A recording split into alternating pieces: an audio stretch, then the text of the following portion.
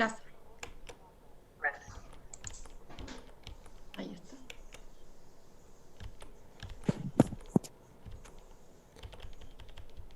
Perfecto.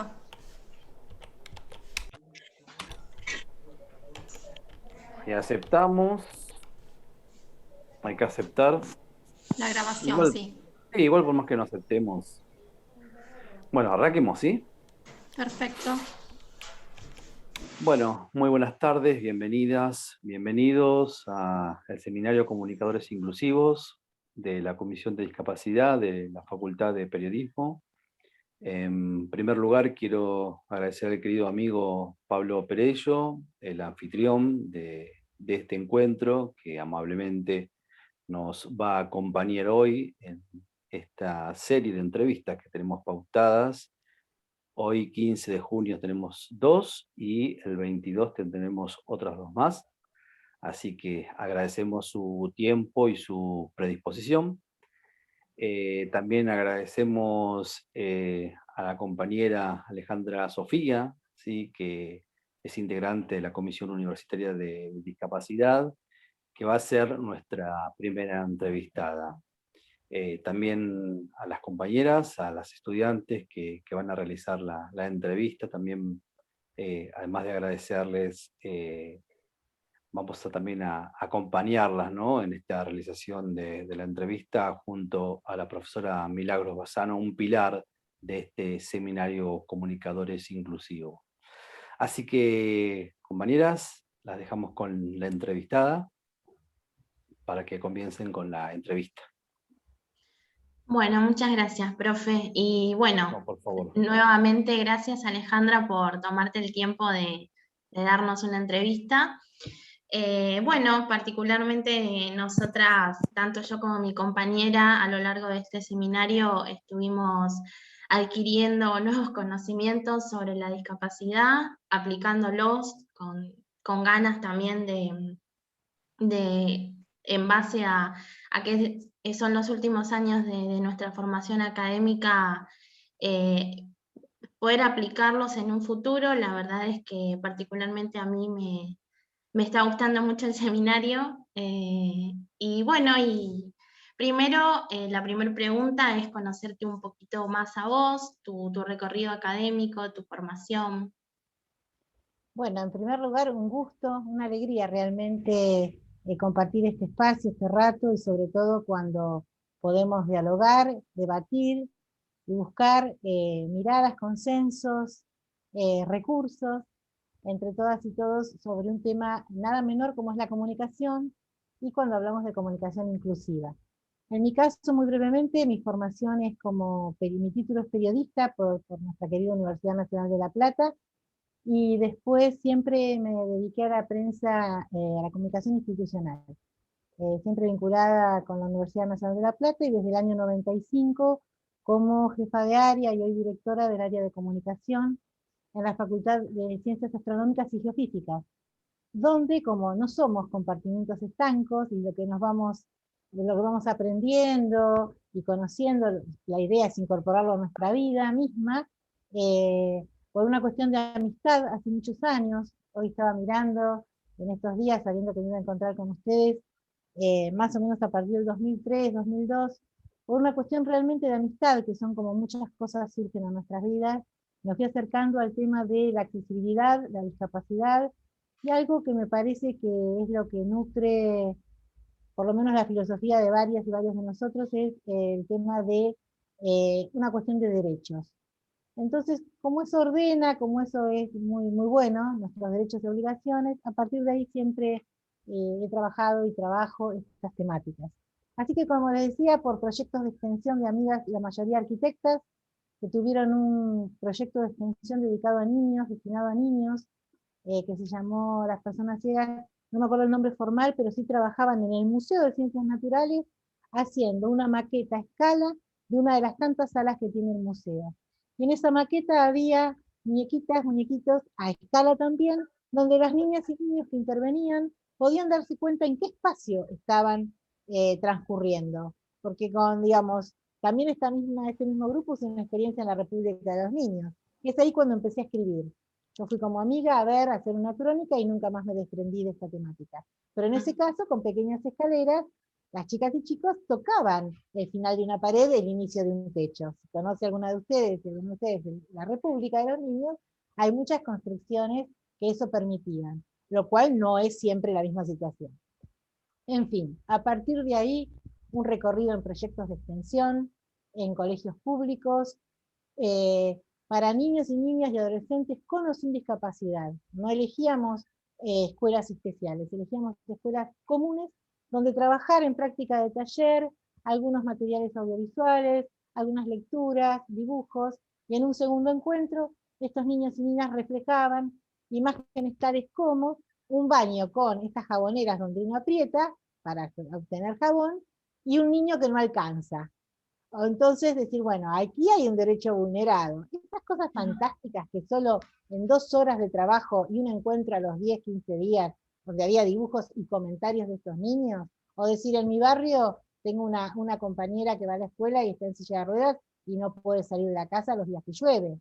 Entonces no iba ni los 3 días antes, o sea, los 3 días después de la lluvia, en el día de la lluvia. Y así tantísimas riquísimas historias.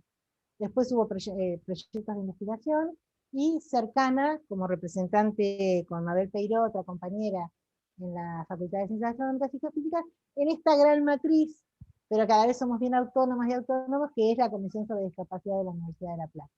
Entonces, cada vez más colegios y facultades, casi todos diría, tienen su propia comisión, donde están las realidades propias de ese ambiente. Más o menos por ahí. Y también, perdón, muy rica fue la experiencia entre 2015 y 2018, con otras compañeras que hicimos una materia optativa en el Colegio Nacional. Quinto y sexto año de ese colegio pueden elegir sus materias, nos presentamos, tuvimos una cantidad de estudiantes que nos eligieron, y fue también una práctica riquísima. Así que más o menos por ahí el recorrido. Bueno, y teniendo en cuenta que siempre está presente, ¿no? Bueno, los derechos y la vulnerabilidad de estos derechos. Nosotras cuando te íbamos a entrevistar, bueno, a vos y además en el recorrido que fuimos haciendo en el seminario, nos informamos del marco legal, ¿no? Que existe en nuestro país y de los derechos que por ahí desconocemos, a veces algunos por no estar vinculados a la temática, pero que es importante, y una ley que leímos y charlamos con mis compañeras era la 26.378, que justamente es la que promueve y vela por los derechos de las personas con discapacidad. Entonces, nosotras te queríamos preguntar, teniendo en cuenta que existe un marco legal y que en nuestro país está, ¿por qué crees que todavía sigue tan presente, ¿no? La vulnerabilidad de derechos de las personas con discapacidad? Primero porque creo que hay que seguir dialogando, que no es un problema del otro, de la otra, sino que, y también eliminar la palabra problema, me corrijo, no es un tema, como tantas cuestiones de género, cuestiones de diversidades, las que sean. Digamos, si enfocamos una sociedad que vemos, esto le pertenece a otro colectivo, y por alguna cuestión yo no estoy ahí, me parece que lo que hay que desandar es ese camino. Y justamente con estas cuestiones de, hablas de la palabra vulnerabilidad, yo entiendo que lo que refuerza es que las personas con y sin discapacidad tengamos un mensaje lo más consolidado posible, como 3, 4 puntos, como decir, bueno, por acá se va, y menos de esto nada. Porque, por ejemplo, hay una ley que dice, ustedes habrán visto, en algunos, por ejemplo, noticieros, la televisión pública, otros canales privados que tienen abiertos, ¿no? Que tienen alguna programación infantil, eso tiene un origen en una legislación. Ahora, se amplió, se fue, digamos, aumentando, como decía la ley original, de decir cada vez más, no solo el prime time, digamos, con una comunicación inclusiva. Bueno, a veces hay que patalear un poco, a veces, bueno, no son tiempos ahora, ¿no? de salir a la calle, pero hay miles de maneras de justamente hacer nuestros estas temáticas, porque si no queda, insisto, con que le corresponde que se encargue, bueno, que entonces se encargue la persona que tiene una discapacidad. No, digamos, me parece que si yo me involucro en un tema de género, me voy a involucrar porque lo siento, porque alguien me contó. Muchas veces, hace poco estuve en una reunión que tenía que ver con temas de género, hay cosas que desconocemos. Uno a veces atraviesa una situación, por ejemplo, de violencia de género, y no importa si ya es una universitaria o un universitario, no importa si lo vio 1000 veces, hay en un momento que uno hace clic y decís, esto me pasó. Y para eso hay un tiempo de reflexión. Entonces, visibilizar la temática, ver qué cuestiones fallan. Claro que sí, tenemos la Convención Internacional que tiene estado constitucional en nuestro país, como en tantos otros. Pero, por ejemplo, la Municipalidad de La Plata, lo que me han dicho, desde fines de la década del 90 hay un consejo que tendría que haber una comisión sobre discapacidad, hay creo que una reglamentación, y nadie la llevó a cabo, nadie la puso en práctica. Entonces, esto que yo les decía del Colegio Nacional, y cómo con pocas cuestiones uno cambia la perspectiva, estos chicos adolescentes y fueron dándose cuenta de, solamente por una práctica de taller, que había muchos bares de la ciudad, muchos, famosísimos algunos, donde el baño estaba en el primer piso. Pero una vez que fueron ellas y ellos mismos, golpearon la puerta, pidieron hablar con el encargado los recibió, dijo, bueno, sí, estamos reformulando los planes, pero ese bar estaba ya hacía como 5 años. Entonces, qué sé yo, recorrieron 3 cuadras y dijeron, bueno, el banco hipotecario es un banco que es inclusivo porque la persona que nos atendió pudimos acceder. Ahora hay una casa de ropa de niños donde hay 2 escalones y donde las niñas tienen que quedarse afuera y les alcanzan hasta la vereda la ropa que elijan, porque para elegir está en el subsuelo. Bueno, a ver, ahí, 16 años, descubriste eso en un taller, listo, ya estás, para toda la vida te van quedando claras algunas cuestiones. Otros testimonios de estos chicos decían, mi mamá trabaja en un ministerio y le jode, así nos dijo, que su compañera que es de baja talla no puede mirarse en el espejo. Tiene que llevarse una silla si se quiere maquillar. Bueno, ese chico y esa chica se inscribió en esa materia porque la madre en una mateada en la casa comentó eso. Entonces, de esta forma me parece que nos hacemos todas y todos menos vulnerables. Pero estas cuestiones de poner, esto, no puedo, a ver, muchachos, hagan algo, porque hay alguien que si llueve no va a la escuela. Entonces, y no hagamos. A veces es con la denuncia, a veces con el involucramiento, pero como bien dijiste, Sofía, hay una cuestión de derechos. En todo caso será que nuestros legisladores, nuestros concejales, quienes nos representan, golpear la puerta más seguido para decir, cumplan, pónganlo en acción. Alejandra, si me permitís, abro un pequeño paréntesis ahí. Por ahí Sofía utilizaba el término problema, porque cuando leíamos a la doctora Liliana Pantano, en su ya conocido, ¿no?, libro La discapacidad como problema social, prestábamos atención a esta cuestión cuando Liliana dice que por ahí tendríamos que quitarle ese valor negativo que tiene el término problema y darle un valor positivo en el sentido de entender que cuando hay una problemática social, no solamente tiene que ver a la persona que afecta, en este caso las personas con discapacidad, sino a la sociedad en general. Y entenderlo de esa manera, por ahí también nos permite sentirnos parte, porque si no pasa esto que vos decís. Bueno, a ver, el problema no es mío, o sea, yo no tengo discapacidad, yo no sufro violencia de género, yo no sufrí bullying, entonces como no me afecta, el problema es de otro, ¿no? Entonces por ahí en los encuentros charlamos esta cuestión de que no está mal, digo, la sociología habla de los problemas sociales, ¿no? Entonces por ahí Sofía hacía referencia a eso. Tenés Y en mucha razón. segundo, Sí, y en segundo lugar, esta cuestión que vos hablabas de el consejo asesor que debería tener el consejo deliberante de la Municipalidad de La Plata, vos sabés que formamos parte nosotros también de aquella iniciativa que tuvo el Observatorio de la Discapacidad de la Ciudad de La Plata, donde se le exigió al Consejo Deliberante y al Intendente Garro que ese consejo se activara porque estaba reglamentado. Bueno, se hizo toda la presentación jurídica, se constituyó un equipo asesor que iba a acompañar al Consejo Deliberante, y por esas cuestiones de la vida que uno nunca termina de entender por qué ese expediente se fumó. Ajá. Desapareció de la Municipalidad de La Plata. Pero nada, me parece que la Qué ciudadanía mensaje. platense estuvo ahí muy presente, el observatorio, tratando de que eso se cumpla, ¿no? Porque además el decreto es de 1994. Bueno, viste, yo se me acordaba que era de la década del 90. Y Claro, me parece, fíjate vos, ¿no? Qué mensaje invisibilizarlo. Un gran mensaje, donde también, sí. digamos, o sea, muy fuerte.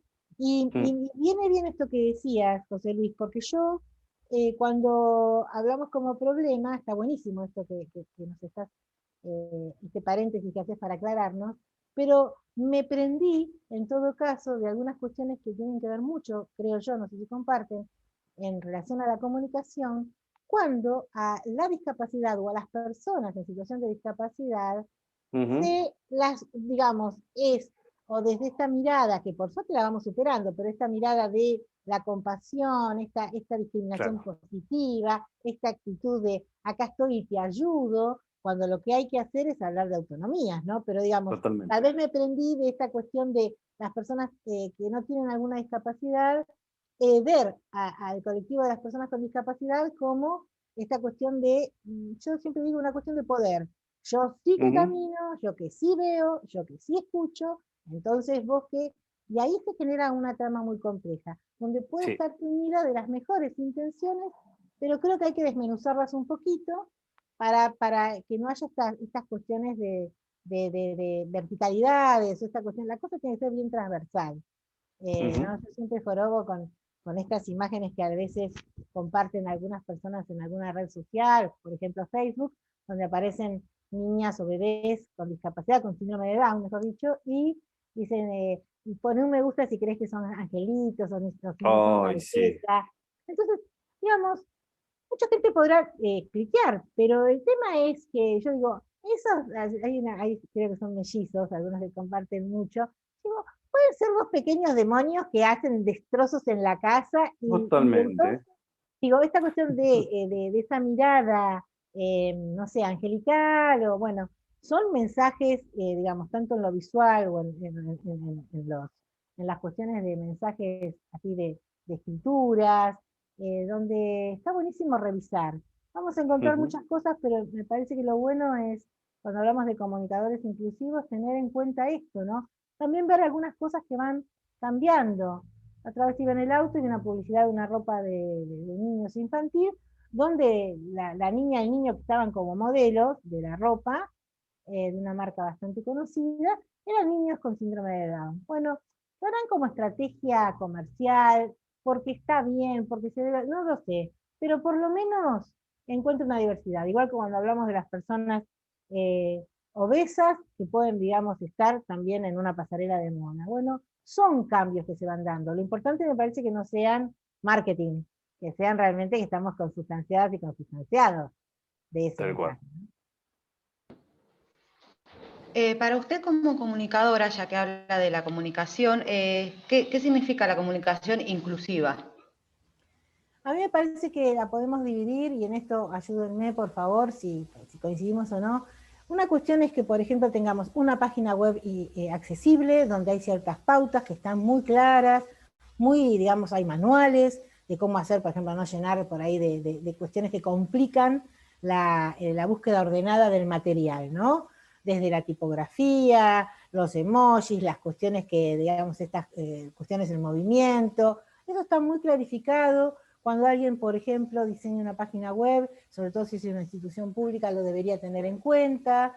Después hablar de este lenguaje fácil, como por ejemplo ustedes podrán ver que la Constitución Nacional o el Principito están en lectura fácil. Esto es para una persona, tal vez un adulto mayor, que ha perdido alguna cuestión cognitiva propia de la edad, o alguien que tiene alguna cuestión cognitiva que le dificulta comprender, por ejemplo, cómo llegar a determinado hospital o qué dicen nuestras cuestiones básicas de la Constitución o una belleza como el libro El Principito. Digamos, desde estas cuestiones, o por ejemplo, los códigos QR, donde yo puedo acceder a otra información, digamos, todas estas cuestiones técnicas, un planetario, como el hecho de ese trabajo, donde tenga este círculo que uno sintoniza con los audífonos para tener me acuerdo ahora estos aros magnéticos, como tiene el Teatro Coliseo Podestá, digamos, toda la parte de que hoy la tecnología ayuda muchísimo, está buenísimo. Ahora también me parece que una comunicación inclusiva es una comunicación donde los mensajes, las palabras y el debate deba estar dado de una manera de mucho diálogo. Hace unos años fui a un encuentro que tenía que ver con el derecho y la discapacidad en la UBA. Y en un momento anuncian, uno de los disertantes era juez, y contaba una experiencia que es muy interesante de las partes jurídicas, ¿no? Digamos, personas, por ejemplo, una persona migrante o de nuestro país que habla mapuche y que no entiende demasiado por ahí el tema del castellano, qué pasa con la legislación, etcétera. Bueno, este señor, en eminencia, cuando empieza a hablar en ese congreso, dice 2 o 3 terminologías. Dice, no, más que la terminología, la actitud de hablar de su defendido, que era una persona con discapacidad, de una manera donde uno dijo, ay, o sea, ¿qué hicimos? Empezamos a aplaudir y nos retiramos. Entonces digo, una comunicación inclusiva me parece que tiene que tener a todos los actores en lo que se desempeñen, con un lenguaje claro y con un lenguaje, pero no sé si soy clara yo, que el mensaje en su fondo y en su forma sea consistente. Creo que eso se trabaja mucho desde la escuela, creo que es básica la educación de nuestros docentes, como dice Carlos Escliar, uno educa y está preparado para enseñar y educar a cualquiera. Y es una terminología genial, digamos. Y una comunicación inclusiva creo que tiene que estar esbozada para cualquiera, tengamos o no una discapacidad. Con, por supuesto, esto que agrego, ¿no? Las cuestiones necesarias, porque yo soy una persona sorda o una persona ciega, voy a tener determinados requerimientos. Ahora, no me dejen afuera de mi vida social, mi vida política, mi vida educativa y mi salud, porque yo soy una persona sorda y voy en tiempos de COVID o en tiempos de no COVID porque tengo una apendicitis y no hay nadie en mi hospital que pueda interpretar, un intérprete de lengua de señas, ¿qué hago yo? Entonces me parece que, digamos, hace muchos años fui al Platense por una pavada y en la guardia había una pareja sorda, el señor estaba oralizado, pero apenas le entendía la entidad administrativa, cuál era la urgencia de su señora. A mí me desesperaba el no diálogo, porque ahí había una urgencia. Entonces digo, una comunicación inclusiva tiene que ser también en todos los ámbitos.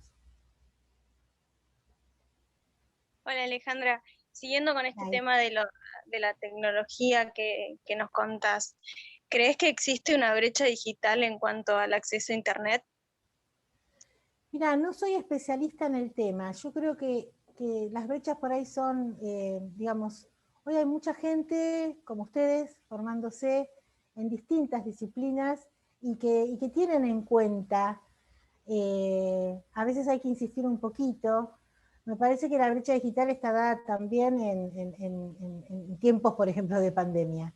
Ahora, y yendo, por ejemplo, a pandemia y accesibilidad, pandemia y discapacidad, bueno, entramos a un universo, tal vez ustedes lo ven con sus profesores, donde algunas cosas se complejizan y ahí está tanto la persona con discapacidad o sin discapacidad, pero que no tiene conectividad y se queda fuera de, por ejemplo, la educación o de su trabajo.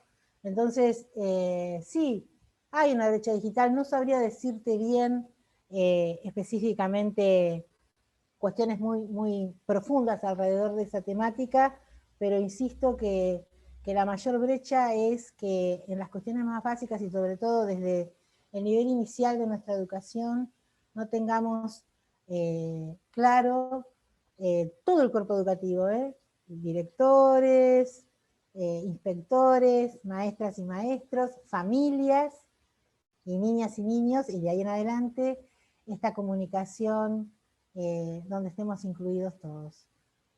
Porque si vos tenés, por ejemplo, 2 niños y uno tiene una discapacidad y cuando ingresó el mayor, ingresó empezó su jardín, pero cuando tu niña con discapacidad te llama la directora y te dice, bueno, la semana que viene hay reunión, porque nos vamos a juntar los padres y las madres para hablar de que empieza tu niño el jardín, bueno, vos decís, ¿por qué no me llamaste la otra vez?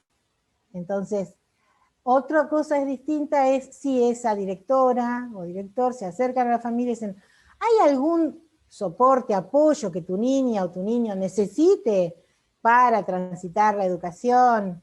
Eso es otra cosa. Pero, bueno, por ahí me fui de tema, pero me parece que las brechas están antes en estas cuestiones actitudinales que muchas veces no son por mala, por una, digamos, una persona egoísta o mala o lo que fuera, sino por desconocimiento. Por eso me parece que meternos en estas temáticas lo más que se pueda y en todos los frentes genera esta cuestión. Porque a veces la discapacidad genera tensión y atención. Y bueno, y si nos tensa en algún momento de nuestras vidas, hay personas, qué sé yo, por ahí hay 20 minutos una persona ciega en un lugar de nuestra ciudad y nadie se acerca. ¿Y qué son? Todas personas jodidas las que pasan por al lado. Y no, seguramente la mayoría tenga esa tensión de decir, ay, no sé qué le digo, y si no, bueno, ¿y qué haríamos ante cualquier cosa? Sí, ¿cuál sería la pregunta? Pregunto a ustedes. ¿Cuál sería? ¿En esa situación o en otra? Si yo veo a un chico llorando, bueno, a ver, pregunto, no sé, me acerco. O veo que alguien me dice, hola, y bueno, y le contesto. Digo, en situaciones de discapacidad genera hasta que, bueno, después cuando uno transcurre y se genera un proceso de comunicación, se alivia esa tensión inicial. Pero mi humilde experiencia de hablar con muchísima gente de distintas edades, es que hay un momento de tensión. Será por la propia educación, por la propia experiencia, pero bueno, eso se transcurre y ahí hay, digamos, para mí es la brecha que hay que elaborar primero. Si me permitís, Alejandra, creo que Sí. también hay esta cuestión de la brecha, ¿no? Porque a veces uno cree que la que provoca, la que genera la brecha es la tecnología, ¿no? Y en realidad no es así. Digo, la tecnología es muy inclusiva. El tema es que hay un desconocimiento, por ahí como bien decías, acerca de cuál es la tecnología apropiada.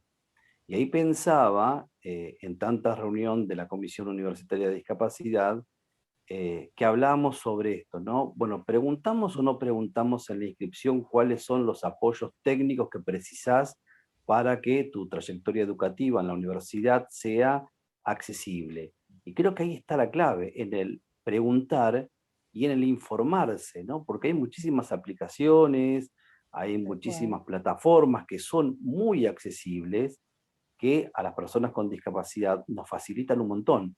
Y hay otras que por ahí, en este caso los docentes, son las que conocen, pero que son las que nos complican la vida. Pero entonces ahí no es el foco la tecnología, ¿no? Sino lo que uno sabe de la tecnología, y ahí fundamentalmente la pregunta, ¿no?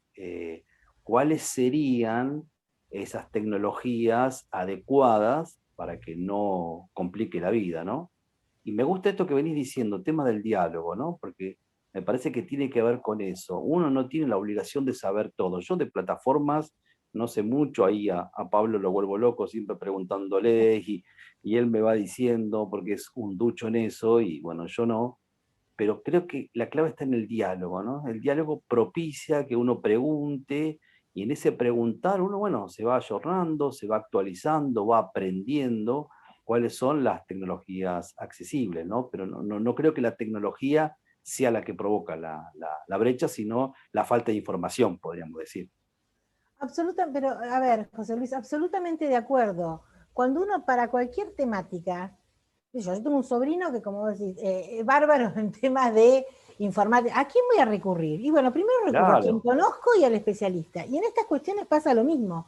La convención esta internacional que hablamos, no se pusieron representantes de todos los países, eran personas con y sin discapacidad, porque si no está, o sea, ¿yo a quién preguntaría determinada cuestión?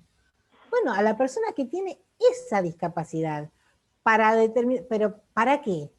Para justamente allanar un camino que me puede llevar 800 libros, búsquedas, ¿para qué? Está buenísimo, pero también voy a la fuente. Como colega, digamos, las fuentes son una gran cosa. Bueno, vayamos a las mejores fuentes en cada temática. Y en determinada situación, así como vamos al legislador, también vayamos si hay algo que se tiene para construir este mejor diálogo, y me interesa muchísimo el tema de la educación, bueno, dialoguemos con las personas que tienen determinada discapacidad para solucionar determinadas cuestiones, y por supuesto que la persona sin discapacidad también puede hacer su aporte. No estoy negando, porque justamente creo en esta horizontalidad, pero que en ese diálogo no falten las voces, por decirlo de alguna manera gráfica, de quienes tienen que estar, porque a veces nos preguntamos, ¿quién falta en este diálogo? Yo muchas charlas que he realizado en congresos, en seminarios, en talleres, digo, ¿qué voz falta acá? Y a veces falta la voz de, por ejemplo, este ejemplo que yo les decía de este encuentro de esta directora, con la mejor intención, pero desafortunado, que le pasó a un amigo en una escuela, ya les digo, de ingreso de sus hijos, pero digamos, ahí podría haber faltado, por ahí hubieran hecho la reunión los padres sin la madre y el padre de esta niña con discapacidad. Digo, hay que estar atentos en una comunicación, en ese diálogo, que estemos las voces las más posibles, pero que no falten protagonistas esenciales. Si hablo de derechos, y bueno, que esté una abogada, un abogado, ¿por qué no?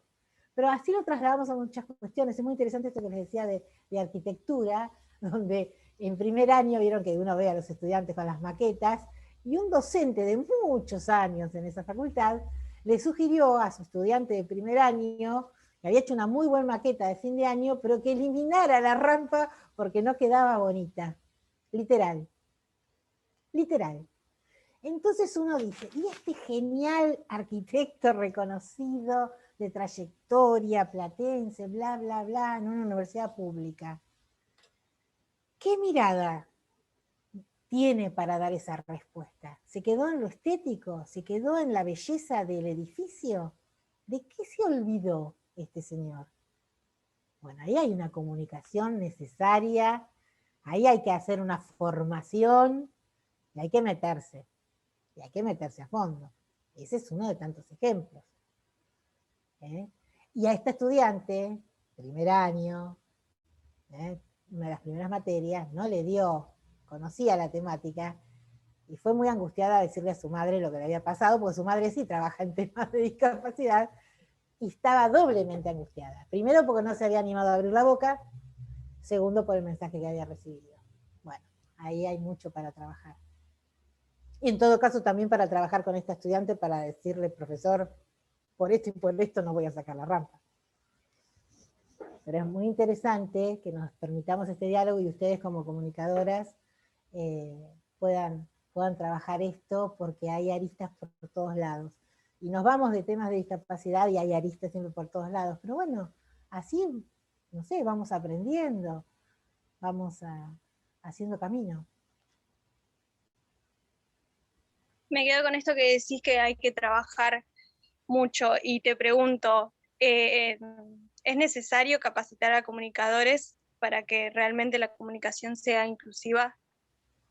Sí, absolutamente, absolutamente, como ustedes están haciendo este seminario, absolutamente, como han hecho y harán otros seminarios. Fíjense que hay manuales de estilos para escribir bien, que los tienen en algunas redacciones, a veces se olvidan bastante. Hay manuales de estilo para tratar el tema suicidio. Ustedes saben que la problemática del suicidio hay como, digamos, bastante consenso de especialistas psiquiatras y psicólogos y también sociólogos, donde, según cómo sea tratada la temática en los medios, corres el serio riesgo de hacer como, exagerando, una cadena, ¿no? Entonces se han hecho manuales de estilos, hay manuales de estilos para tratar temáticas de género. Entonces, claro que sí, porque si yo sigo viendo algún titular de algún diario que dice fulanita o fulanito padece tal cosa, y bueno, ¿sabés qué? No, padece no, sufre tampoco. tiene tal cosa o está, no sé, así no. Entonces, parece muy básico, pero si ahí no hay un corrector o un redactor que, porque lo incorporó, porque, a ver, porque en su escuela, por lo que fuera, porque en su tránsito universitario, porque no pasó por la universidad, igual es un periodista, ¿cómo se llama?, de oficio y tal. Bueno, no, claro que sí. Claro Bueno, que lo sí. mismo pasa cuando leemos capacidades diferentes, ¿no? Tal cual, Pablo, tal Es cual. tremendo. Claro, pero vos fíjate que, y ahí empezamos con las especiales y ahí seguimos con, pero vos fíjate, ¿no? Ustedes, esto que uno dice, hasta más o menos la década del 70, la palabra persona relacionada con la discapacidad, estaba, ya lo habrán visto, lo habrán trabajado, casi que no, ¿no es cierto? Casi que no está. Y después hablas de, por ejemplo, inválido, impedido, minusvalía. Claro. minusvalía, a ver, ¿Eh? Sí. menosvalía, fuertísimo, lisiado, incapaz, Bueno, todavía en anormal. algunos decretos se sigue, viejos, está figura la minusvalía, ¿eh? Sí, claro, en nuestro país. No nos olvidemos, Entonces, por ejemplo, ahora que, bueno, por suerte, ¿no? Surgió toda la evolución y se está visibilizando el tema de la violencia de género, pero hasta hace años, muy pocos años, recordemos que leíamos titulares que decían crimen pasional. Una sí, locura, una locura. sí. Sí. Y fíjate, por ejemplo, ahora se debe decir trata de personas, pero no hace mucho en un canal de televisión escuché trata de blancas. Entonces vos decís, bueno, Sí, a claro. ver, si no fuera acompañado de actitudes, a ver, no sé si coinciden, pero si a mí, digamos, en actitudes, o sea, y la persona que está diciendo capacidades diferentes en todo su accionar, en todo su hacer, no genera esa distancia o esa incorrección o como quieren llamarle, suponte que simplemente es corregir el término. Ahora, si la terminología está acompañada de lo actitudinal, ahí se considera, digamos, me parece serio para que lo abordemos como comunicadoras y comunicadores. Es un trabajo apasionante, como lo es toda la comunicación, pero puntualmente creo que el gran trabajo, bienvenido periodismo con estas cuestiones, realmente me parece que es sustancial. Imposible no abordar esta temática en una carrera de periodismo, como tantas otras, ¿no?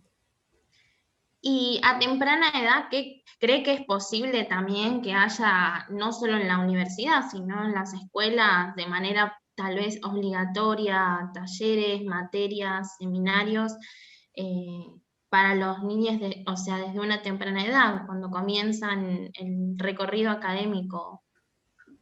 Mirá, la de la temprana edad, por supuesto que sí, pero yo te diría, por mi humilde experiencia, que en esos niveles iniciales en adelante el gran trabajo es con los docentes, los directivos y las familias, porque las y los niños, yo no sé qué experiencia tienen ustedes de su tránsito inicial, mis hijos en su momento fueron a los colegios, los llamados colegios pedagógicos, donde siempre tuvieron una mirada, digamos, de que ingresaba cualquier niña y cualquier niño, y no habrán pasado 4 años hasta que en una reunión vi que uno de los compañeros de mi hijo tenía una discapacidad cognitiva importante.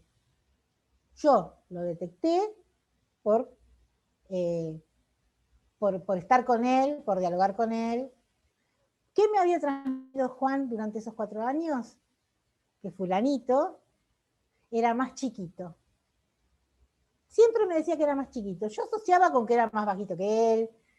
Él decodificó más chiquito por las dificultades que tenía su compañero en estas cuestiones cognitivas. Entonces digo, no son los niños y las niñas quienes empiezan con esa, creo yo, ¿no?, con esa diferenciación. Son las cosas que vamos incorporando socialmente. Entonces el gran laburo primero, desde el minuto cero en los niveles de educación, es con esas docentes y es con familias.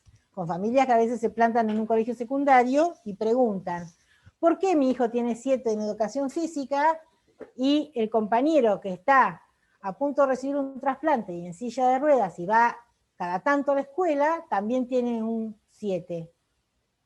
No es justo. Así, literal también, lo digo de una buena fuente, no es justo.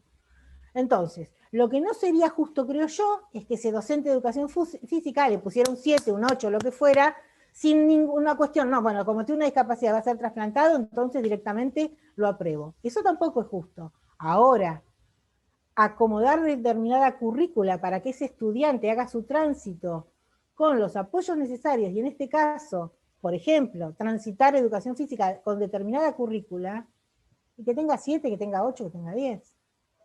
Entonces, hay un gran trabajo por hacer con el mundo docente, pero me parece que especialmente. Y por supuesto, a ver, también viene muy bien charlar con los chicos, pero en general transitan temas de esta igualdad, de equidad, de la compañera del compañero. Aparte no se olviden que hay unas cuestiones también que a mí me parece también que es interesante. No todas las discapacidades son visibles, digamos, no hay siempre, hay muchas discapacidades que no son visibles y que la persona transita aún más invisibilizada, porque, digamos, ¿qué hago? Hay un montón de estas enfermedades llamadas poco frecuentes, con distintas sintomatologías, que discapacitan en alguno de sus actividades a la persona, pero por ahí, y bueno, ahí también hay un tema de comunicación, y una comunicación horizontal, porque si yo soy la persona que tengo esa discapacidad, también es mi obligación, si es que lo necesito y quiero, de comunicarlo. Tampoco hay una cuestión de qué necesitas, o sea, yo también tengo la capacidad de comunicarme, así no pudiera hablar, yo también puedo decir.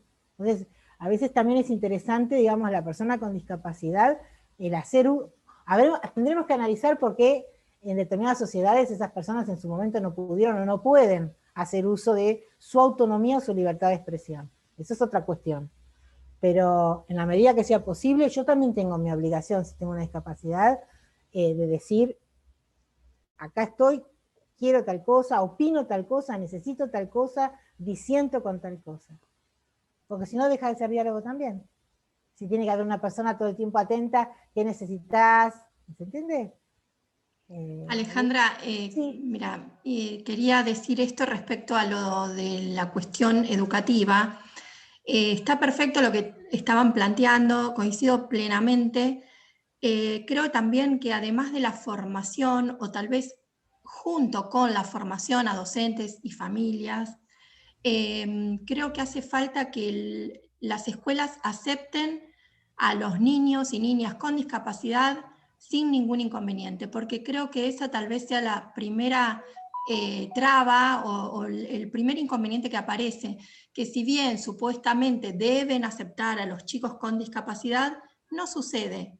Muchas veces no sucede, continuamente, incluso hoy, no sucede. No solo en el nivel inicial, sino en los otros niveles también.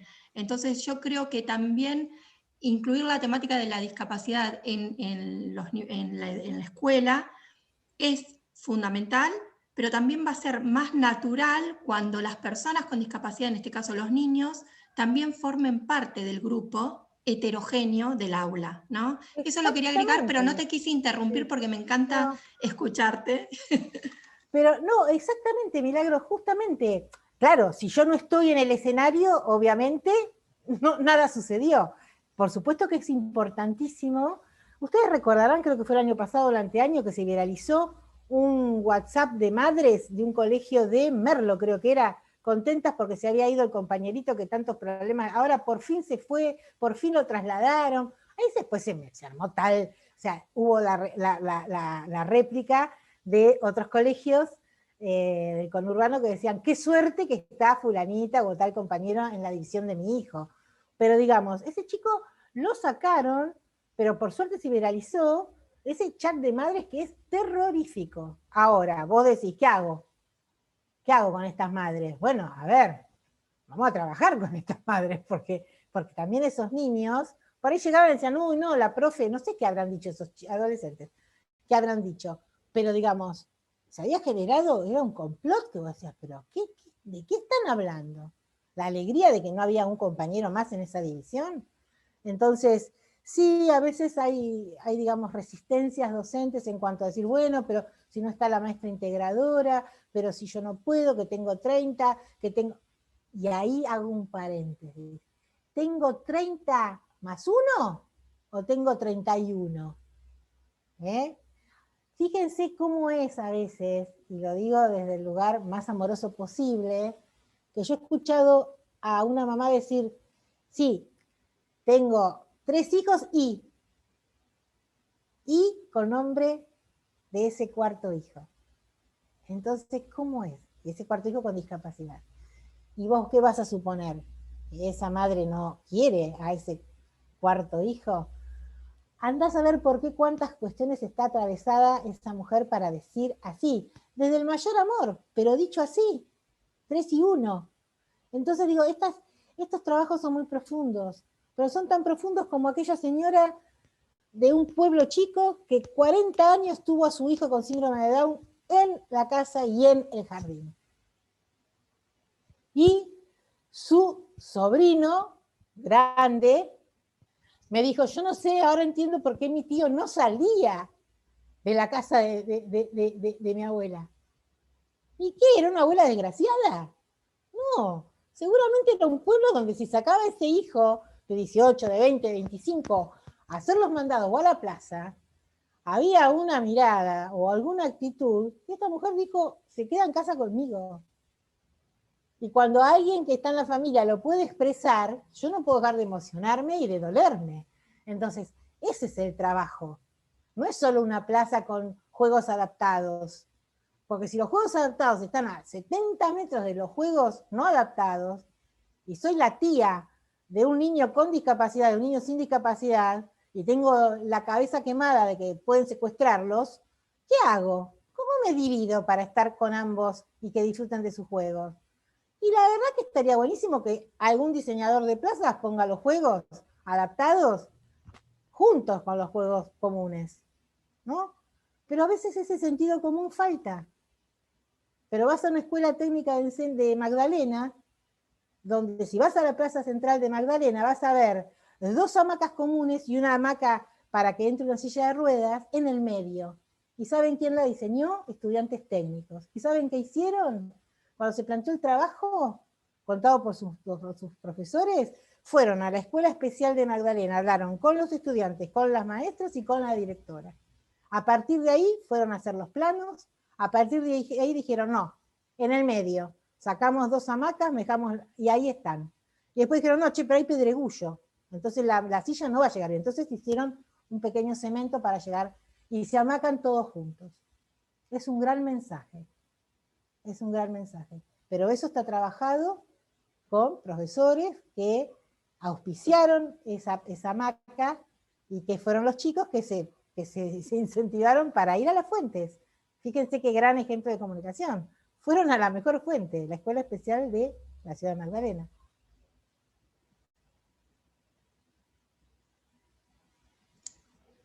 Chicas, vayan cerrando si pueden, porque ya nos excedimos muchísimo de la media hora, pero no hay problema. Pero bueno, elijan alguna pregunta como para cierre, así damos por finalizada la entrevista.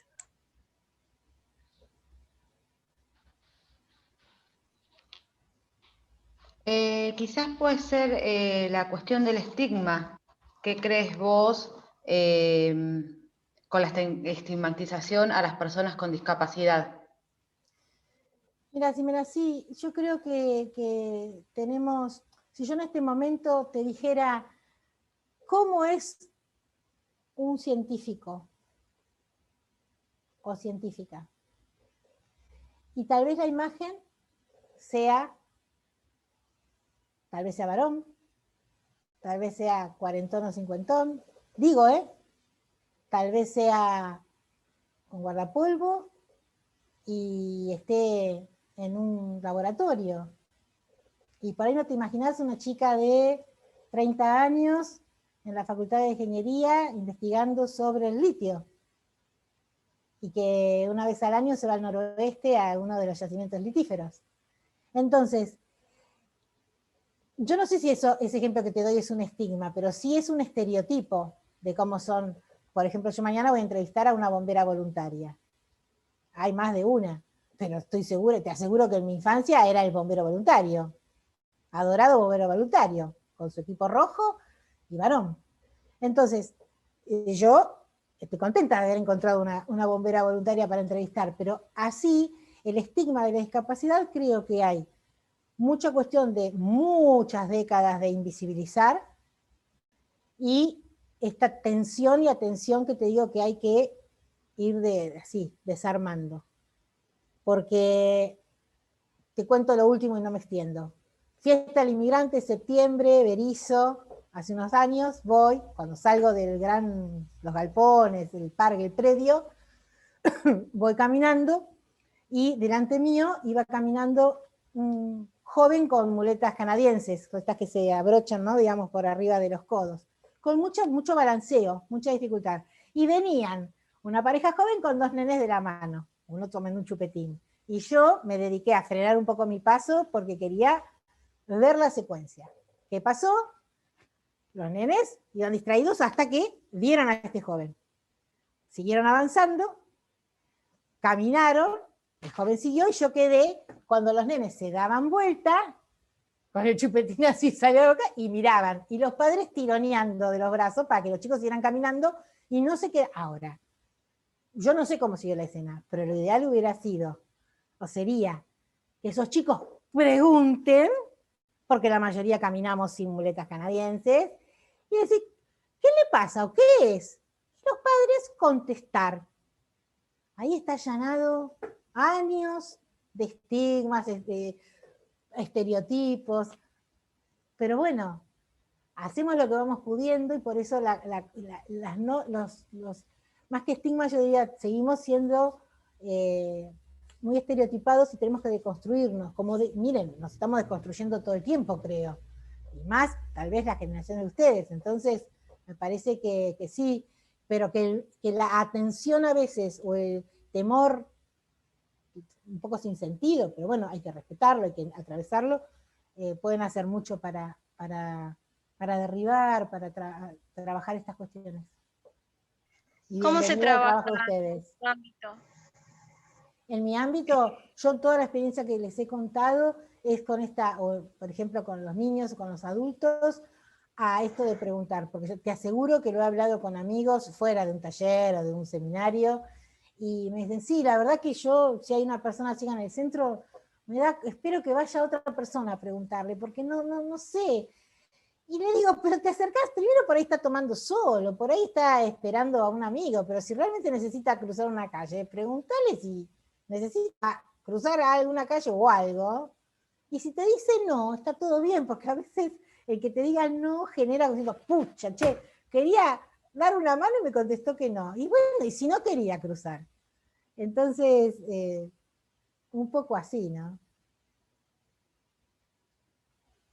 Yo les ofrezco, Milagros y José Luis tienen mi correo, en serio, más allá de esta experiencia, lo que quieran, me escriben, compartimos, si no es un espacio tal cual bienvenidas que estén sumergidas en este seminario que están dictando sus profesores y buenísimo. Muchísimas gracias, Alejandra. La verdad que sí, Gracias. que dan ganas de seguir Muchísimas charlando gracias. por horas. Totalmente, sí. Al Gracias por el contrario, tiempo no, y es al realmente un contrario. placer escucharte y es también esto, ¿no? Poder compartir experiencias, que también se trata de eso, ¿no? Sí, yo creo que son las que nos nutren y las que nos atraviesan. Y yo debo decirles a ustedes, estudiantes, que digamos, estos trabajos que hacemos, que de repente compartimos con Pablo, con Milagros, con José Luis, realmente nos nutren mucho y aprendemos todo el tiempo. Como voy a aprender yo mañana con mi entrevista a la bombera voluntaria.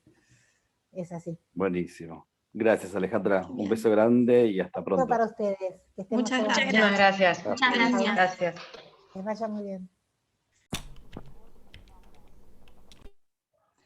Bueno, buenas tardes a todos y a todas. Continuamos con el ciclo de entrevistas. En este caso, Alejandra Correa, vicepresidenta de la Fundación San Francisco de Asís, que trabaja con personas con discapacidad.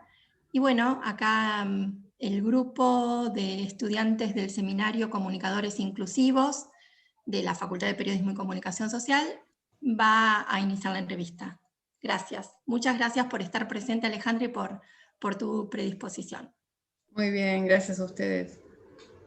Hola Alejandra, buenas tardes. Soy Julián Charra y junto con mis compañeras Elaya y Ana vamos a entrevistarte y aprender un poco. Y lo primero que queríamos saber era cómo empezaste a trabajar con personas con discapacidad y si tenés algún tipo de formación específica para trabajar con ellos. Bien. Yo en realidad de profesión soy maestra de educación inicial, o sea, maestra jardinera. Mi vinculación con la discapacidad tiene que ver con que soy madre de actualmente un joven de 19 años con una discapacidad intelectual. Y bueno, debido a la discapacidad de él, fui incursionándome en el tema de la discapacidad, participando mucho en principio de las organizaciones que trabajan y accionan en esta temática. Y después hice, por supuesto que por interés propio, un montón de seminarios. La Facultad de Filosofía y Letras de la UBA tiene una diplomatura de pregrado de discapacidad como categoría social y política, que es muy interesante, la hice también. Bueno, estuve haciendo un montón de seminarios, distintas diplomaturas y capacitaciones al respecto, también con el grupo Artículo 24. Y bueno, y además de empezar a trabajar en el ámbito de la discapacidad en la Fundación, que es un taller protegido de producción. Para el que no sabe, el taller protegido es un espacio laboral para jóvenes y adultos con discapacidad. Un segundito. Y bueno, empecé a trabajar en este espacio laboral y también, bueno, seguí siempre participando de distintas organizaciones territoriales, más que nada. Yo soy de La Matanza, relacionadas con la discapacidad. De hecho, bueno, me contacto acá con los profes y con este espacio a través de representando a la Mesa de Discapacidad de La Matanza, que es uno de los espacios en los que participo. No sé, Hola, ¿cómo estás? Mi nombre es Elaya y queríamos, bueno, como seguir en la línea de lo que nos habías contado, te pregunto, sabemos que estás en la Fundación San Francisco de Asís, queríamos saber cuándo se creó, por qué, o qué tipo de actividades promueve. Sí, bueno, ¿cómo te va, Elaya? Me encanta tu nombre. La fundación cumple este año 26 años, así que muchísimo tiempo. Los talleres protegidos de producción en todo el país son de larga data también. Hay inclusive el otro taller que hay acá en el Partido de La Matanza, que es APACIP, somos solamente 2 talleres protegidos, tiene una trayectoria de 50 años. El espacio del taller es un espacio creado justamente para cubrir esa falta laboral que tienen las personas con discapacidad llegada a un momento. O sea, generalmente la persona con discapacidad hace su trayectoria en la escuela especial o en los centros de formación profesional, y luego a la cortísima edad de 21 años, 22 años, se trunca, podríamos decir de alguna manera, su posibilidad de seguir desarrollándose y de generando una independencia y una autonomía en su vida, porque es muy difícil que se los inserte en el mercado laboral, ¿no? Que se les dé la oportunidad de darles un trabajo. El taller protegido viene de alguna manera a cubrir esa falta, que es desde el Estado principalmente, obviamente. Bueno, con la capacitación también de distintos talleres o distintos conocimientos o oficios, con la idea también de que algún día puedan insertarse en el mercado laboral, digamos, que también está visto también como un paso. Lamentablemente lo que ocurre con el taller es que después se hace muy difícil verdaderamente. Nosotros, por ejemplo, en el nuestro nos damos cuenta que hay trabajadores que hace muchísimo tiempo que están en la institución y que no han podido salir de allí, ¿no? Porque es muy difícil encontrarles el espacio. Recién hablabas de que se articulan con otros espacios. ¿Solamente se articulan con APACID, con la otra fundación?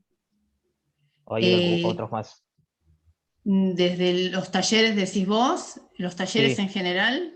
Sí. No, los talleres, no, te mencioné PACID porque para comentar que solamente en el partido de La Matanza, no sé si ustedes conocen, que es un inmenso partido de la provincia de Buenos Aires, ya todos lo saben, alcanzamos una población que hoy en día supera los 2 millones más, no está censado correctamente, pero es muy grande La Matanza, y nada, lo comenté más que nada porque para nosotros es una señal de alarma también, que no existan los espacios. Dado que la realidad es que el Estado no cumple con el 4% de cupo laboral que debería otorgarse a la persona con discapacidad.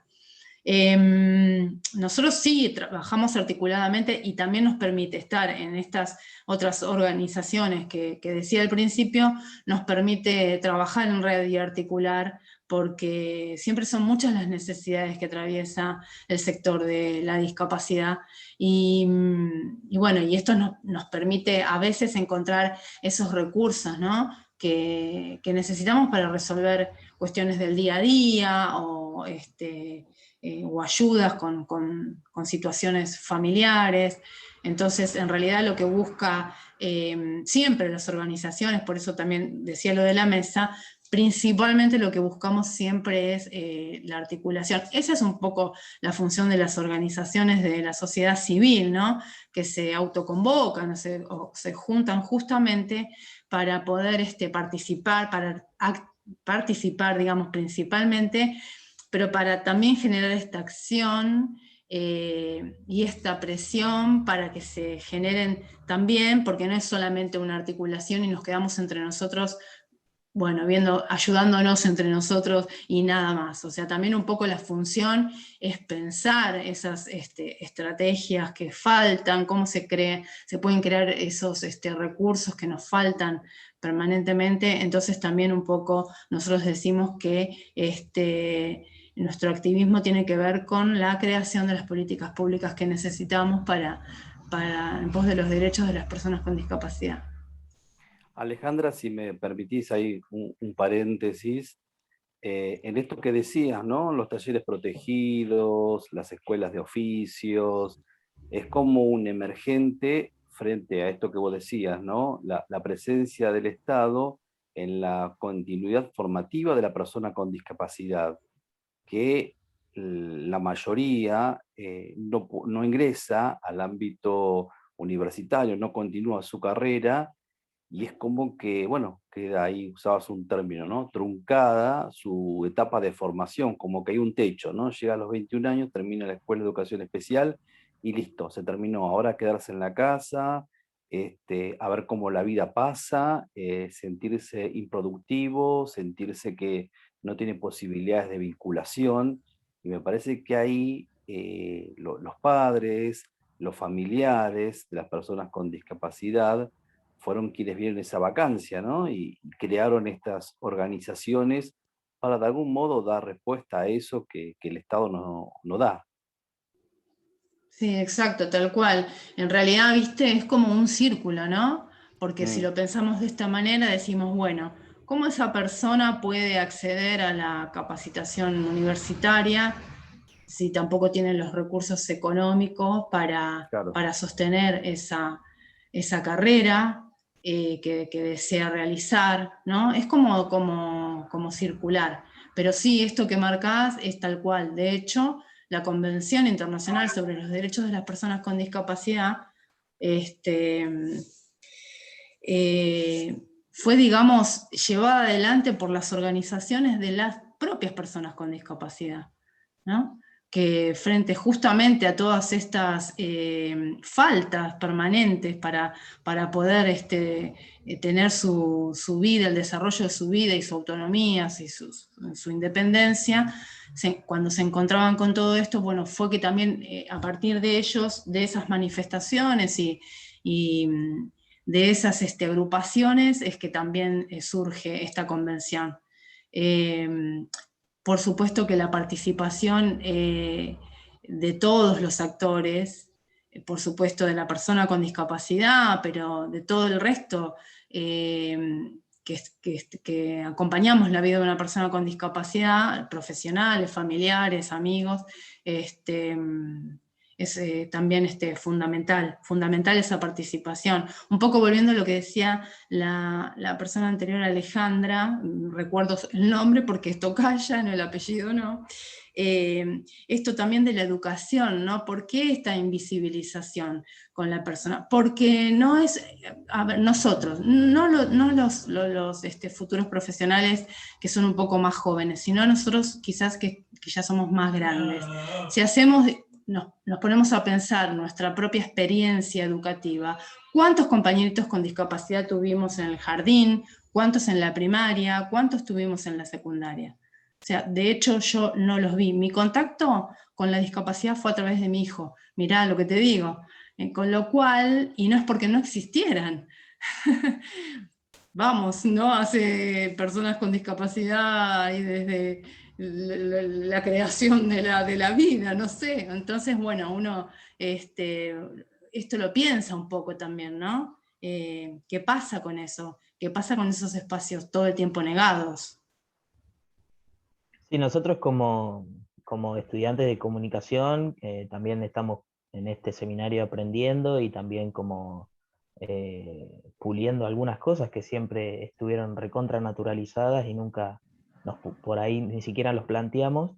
Y hoy en día también actitudes y situaciones en las que ninguno por ahí se hace cargo de que esto que está sucediendo y que sucedió siempre es un problema de todos. Como también hacernos, ponernos esa responsabilidad y darnos cuenta de que realmente es algo que tenemos que solucionar entre todas las personas, no solamente entre un círculo cerrado de la familia de personas con discapacidad, sino toda la sociedad. Tal cual. Fíjate que la convención empieza diciendo en su preámbulo que también la discapacidad no tiene que ver con la condición física, intelectual que tenga esa persona, ¿no? Con la diversidad que tenga esa persona, sino con que hay una sociedad que está creada para justamente que esa persona no pueda incluirse, ¿no? Digamos un poco esto. Todo está pensado para una cierta, vamos a poner como entre comillas, una cierta normalidad. Entonces no tiene que ver con las características que vos tengas como persona, sino con que estás en una sociedad que no te da la posibilidad de vos poder moverte, o sea, desde lo edilicio, desde lo comunicacional, desde todas las áreas, o sea, lo podemos pensar, cuando pensamos en accesibilidad tenemos que pensar en general, no tenemos que pensar solamente en la rampa de la silla de ruedas, sino que tenemos que pensar en cómo nos comunicamos, ¿no? Cómo llegamos a esa otra persona. La comunicación, por ejemplo, tenemos la lengua de señas, tenemos las audiodescripciones, tenemos la lectura o facilitar, digamos, los textos para las personas con discapacidad intelectual puedan acceder a ellos. Bueno, todas esas cuestiones que todavía faltan muchísimo, que faltan. No obstante, estamos bastante mejor. Esto es una muestra de que estamos mejor, de que hay una mirada un poco más, que se está empezando, digamos, a mirar un poco más a todas las personas con su singularidad. Pero bueno, todavía nos falta un caminito, ¿no? Y en este sentido, ¿crees que el auge como de las redes sociales ayudó, digamos, a difundir experiencias o a reforzar tabúes? ¿O cómo interactúa, digamos,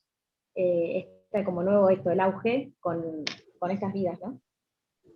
Sí, yo creo que sí, la comunicación, a medida que va ampliando sus posibilidades y acercándote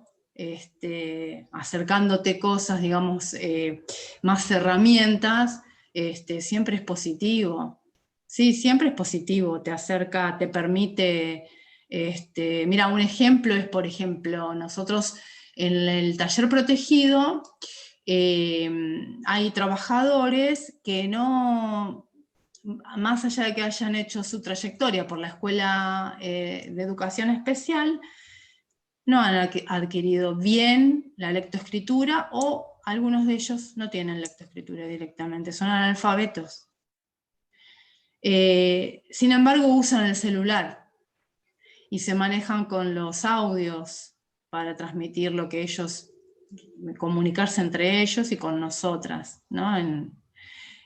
Así que esas herramientas siempre son positivas, y de hecho también tienen muchas, se han creado muchas aplicaciones para las distintas discapacidades, las personas ciegas. Nosotros tenemos compañeros en la mesa de discapacidad que son ciegos, y bueno, ellos integran totalmente el grupo, porque bueno, tienen esa herramienta, cuentan con esa herramienta en el celular.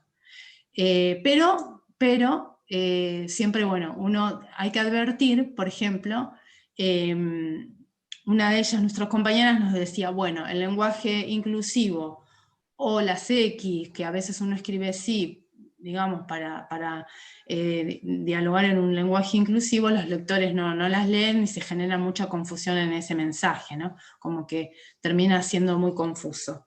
Eso es por un lado. Por otro lado, bueno, la realidad nuestra también, y hablo desde La Matanza principalmente, es que también las zonas que nosotros le decimos un poco en los fondos, serían el tercer cordón de lo que es el municipio de La Matanza, todavía inclusive hay personas con discapacidad que lamentablemente siguen estando en sus casas sin poder salir, porque no tienen los medios, hay niños que no tienen sillas. Bueno, ahí ni hablemos del celular o de aplicaciones, ¿no? No hablemos mucho de esa tecnología. Entonces, sí, siempre sirven los avances tecnológicos y comunicacionales, y sirve también estar atentos a que sea igual, a que llegue a todos, digamos, esas posibilidades. Alejandra, ¿cómo estás? Ana. Mi nombre es Hola. Ana. Quería consultarte en relación a lo que venimos charlando. ¿Qué cambios por ahí hubo en cuanto al funcionamiento de los talleres protegidos en este contexto de pandemia? Bueno, mira, la situación fue bien difícil para los talleres protegidos, porque la realidad es que los talleres funcionan con algunas ayudas del Estado. En el caso nuestro, te voy a hablar puntualmente de lo que es La Matanza. Nosotros recibimos una ayuda que se la menciona como beca, que es del Ministerio de Desarrollo de la Comunidad de Provincia de Buenos Aires, para el sostenimiento de la institución, ¿no? Para pagar impuestos, bueno, mantener el espacio. Y también la realidad es que el taller se sostiene con lo que produce. La idea es esa, sostenerse también de lo que produce, ¿no? En nuestro caso, que hacemos productos de panadería, hacemos productos de costura. Bueno, con este contexto de pandemia, la verdad que todos los talleres tuvieron que cerrar sus puertas, y al no haber producción, no hay talleres, digamos. Un poco la ecuación es así de lamentablemente difícil. No obstante, dentro de todo lo trágico que sigue siendo, pero que fue principalmente el año pasado con el ASPO y todas esas cuestiones, eso permitió que todos los talleres se agruparan. Se conformó una federación, que es la FENATAP, que es la Federación Nacional de Talleres Protegidos, que agrupa a todos los talleres del país.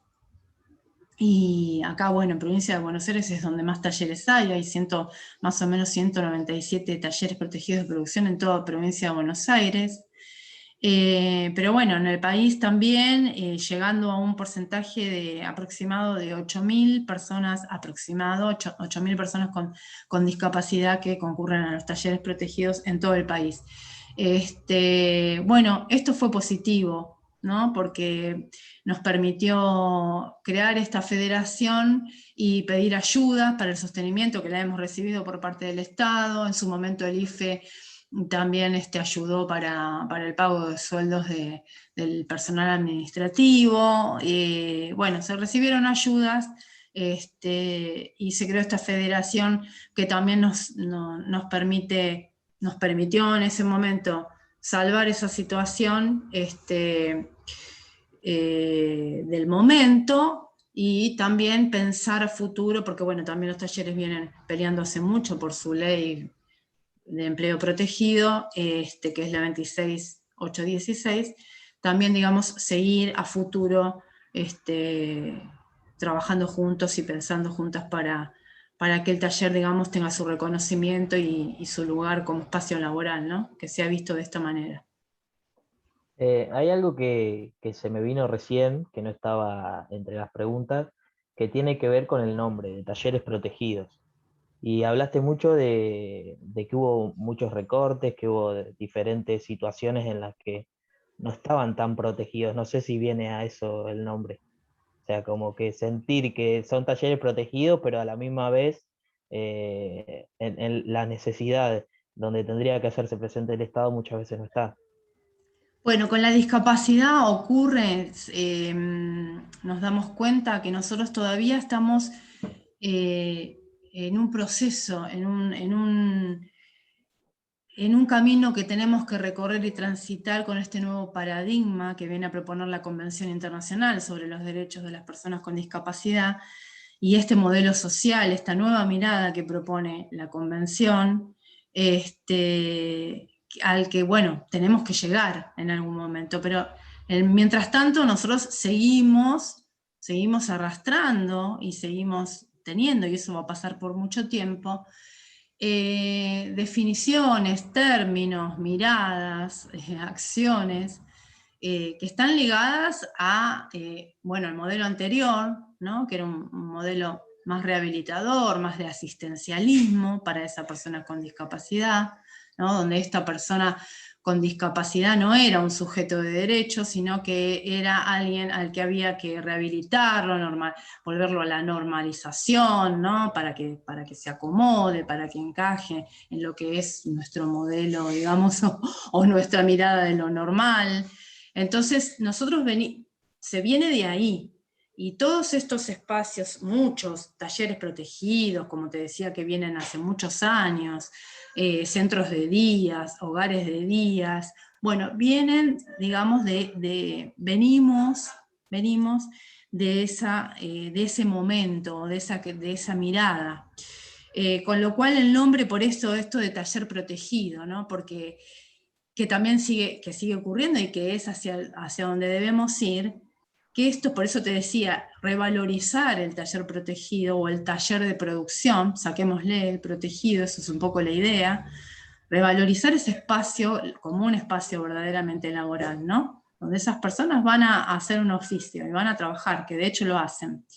Entonces, de a poco empezar a generar este cambio, que hay que hacerlo, y sacar un poco. Protegido era porque, bueno, era el espacio, y nos sigue pasando que también muchos trabajadores, por esto que decía al principio, que más allá de que hacemos un trabajo para insertarlos laboralmente en otros espacios, cuesta mucho, porque también para esa persona con discapacidad, que hace 15 años, ponele, que va al taller, es un espacio como su casa, ¿no?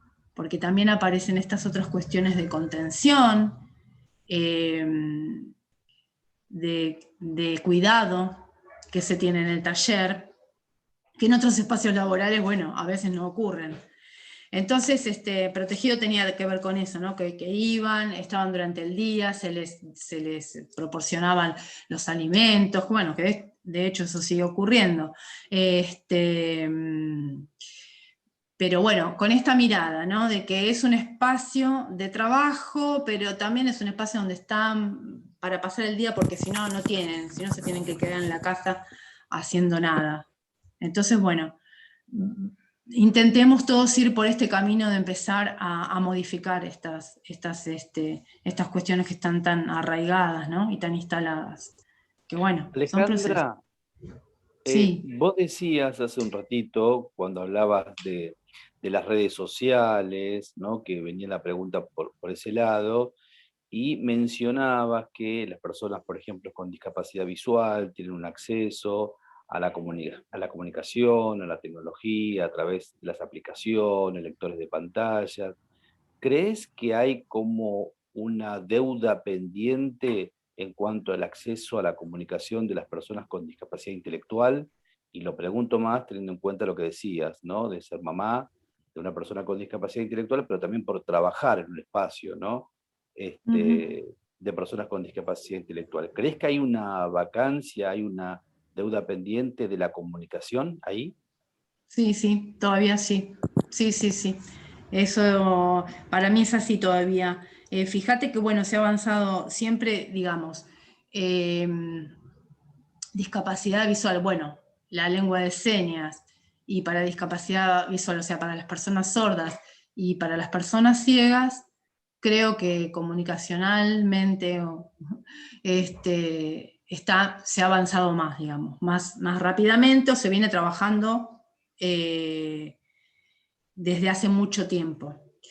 Y creo que esto es, digamos, de hace muy poco tiempo que se viene trabajando con el tema de las adaptaciones o la lectura fácil, o esto también es algo más reciente y que también lleva más tiempo, porque también tienen que estar esos profesionales que puedan redactar a veces textos o videos o lo que sea en un lenguaje fácil para la persona con discapacidad intelectual.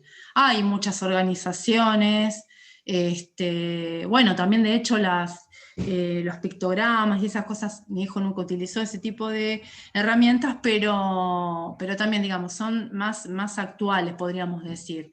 Entonces también algunas de esas van como, también, ¿no? Como acompañando este tránsito, y todavía falta. Yo creo que en comunicación fácil todavía falta un poquito para Claro, que sea... porque vos decías hace un ratito, como así lo señala, ¿no? El artículo 66, el lenguaje sencillo, pero vos decías también que hay muchas personas con discapacidad intelectual que, por ejemplo, no accedió a la alfabetización.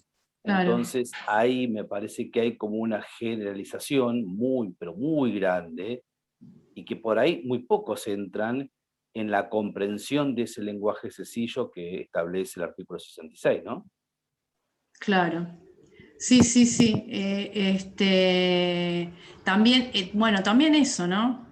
También preguntarnos, que a nosotros nos pasó, ¿por qué estos jóvenes no han accedido a la alfabetización también, ¿no? Eso también, porque después cuando, bueno, en un montón de cuestiones, si uno principalmente tiene que explicarle alguna tarea relacionada con su oficio dentro del taller, bueno, digamos, si uno lo hace en una forma que a él resulte, que sea accesible, obviamente, ¿no? Adaptando, bueno, dándole la vuelta a esa explicación y viendo por dónde ir, pueden acceder. Entonces también preguntarse, bueno, ¿qué pasó con todo lo anterior, ¿no? Que bueno, o que no se hizo del todo bien, ¿no? O que como que se dejó pasar. Bueno, esto también, ¿no? Es un tema. Seguir pensando, bueno, qué cosas tenemos que modificar, ¿no? Esto de, también, un poco, esto de la escuela especial, que es un espacio que, por supuesto, es sumamente valioso, y que los recursos de conocimiento de los profesionales que llevan adelante las escuelas especiales son súper valiosos, pero que no hacen más que seguir también segregando en grupos, ¿no? Entonces, en grupos reducidos, en determinadas personas. Este ejemplo que citó también Alejandra, de la plaza, con los juegos en una punta y en la otra, es también lo que ocurre con las escuelas. Y es lo que ocurre, termina, digamos, traduciéndose luego también en esto de acceder a la comunicación, ¿no? Porque cuánto también se puede aprender en el diálogo con el otro, ¿no? Y en este intercambio, ¿no? En este intercambio con el otro, con los otros, entre todos, ¿no? Entonces también eso creo que también hay que poner la mirada ahí en el tema de la comunicación, ¿no? Y ahondar en todas las formas de comunicación. Que se nos pierde de vista, se nos pierde de vista. Yo comentaba que la compañera nos decía, no escriban en lenguaje inclusivo porque no me lo lee el lector, y también a veces pones emoticones o pones videitos y dibujitos, y las personas ciegas no lo pueden, o pones un flyer y el lector no le lee lo que dice adentro del flyer, es una información que no llega, o mandas un audio y la persona sorda no lo puede escuchar, tenés que reforzar con el escrito. Bueno, creo que es muy amplio, no me quiero meter ahí porque no soy, no estoy en ese tema, no soy profesora ni nada de eso, pero bueno, hay que hacer ahí un trabajo importante. Parece como que la tecnología está, pero lo que falta es la decisión de cada uno para manejarlo, digamos, porque sabemos que si una persona sorda no puede escuchar el audio, bueno, tenemos que nosotros intentar o darnos cuenta de usar esa tecnología en base a que podamos comunicarnos entre todos. Sí, tal cual, es empezar, como venimos hablando, es empezar a tener otra mirada, a verdaderamente tener una mirada inclusiva, ¿no? Que para mí esto me puede resultar fácil y yo puedo acceder, pero no todos tienen la misma condición. Digamos, poder tener esa mirada. Sí, ¿no? Nosotros habíamos estado viendo ahí en LinkedIn que habías trabajado bastante con poesía en jóvenes y eso, y nos gustaría preguntarte si vos creías que desde el arte y la poesía pueden resultar transformadoras, digamos, en estos temas, o si se puede encarar por ahí, digamos. No sé si me expliqué bien.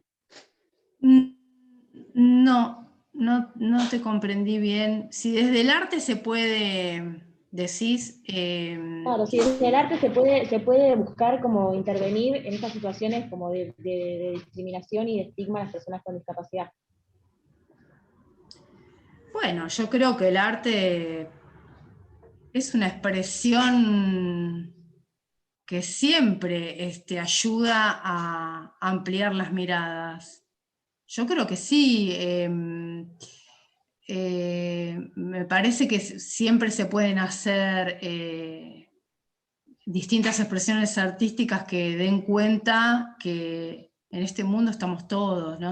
Por ejemplo, si hablamos de la poesía o de textos, yo me acuerdo, leí una vez, no recuerdo ahora el autor, pero que decía algo así como que bueno, que su discapacidad, que no era una variable desarreglada, o sea, como que él como persona no era algo descompuesto distinto de mí, o sea, que en el fondo él era una persona como yo, ¿no? Te lo digo así, digamos, no muy poéticamente, pero que no era una variable dañada, sino que era una persona. Porque a veces surgen los planteos de igualdad y te dicen, no somos todos iguales, claro, no, justamente somos todos bien distintos, pero lo que sí somos iguales como seres humanos, que es un poco, ¿no? Lo que no hay que perder de vista, ¿no?